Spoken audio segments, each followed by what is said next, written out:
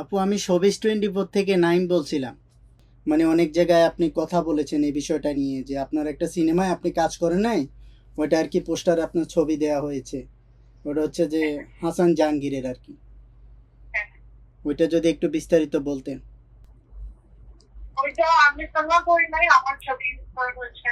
আর আমাকে এর জন্য পারমিশন দেওয়া হয় নাই, কোনো কন্ট্রাক্টও করা হয় নাই। আমার যতদূর মনে হয় ওনার সাথে আমি একটা কাজ করেছি এবছরে, এটা হচ্ছে সম্পর্কে একটা নাটক।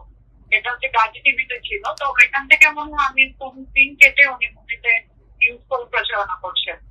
এটা তো হয় না। সিন যদি না থাকে তাহলে পোস্টারে কিভাবে এই ছবিটা ইউজ করে, মানে আমি আপনার কাছ থেকে কেন ইউজ করেছে সেটা তো আমারও প্রশ্ন। সিন দিয়েছে, একটা নাটক করেছে কয়েকদিন আগে আমার সাথে সাত করবে গাজী টিভি। ওই সময় মনে হয় শেয়ার করলো ফুটেজ, ওখান থেকে কেটে রেখেছে। তো এটা ভুয়া পোস্টার এবং আমাকে পাঠানো হচ্ছে। আর ভেতরে যদি কোনো সিন থেকেও থাকে তা অন্য নাটকের কোনো অংশ কর্তন করে ইউজ করা হচ্ছে। আমি এখন সিনেমা পড়তে হচ্ছে, আমি সিনেমার জন্য ইন্টারেস্টেড। Okay, thank you.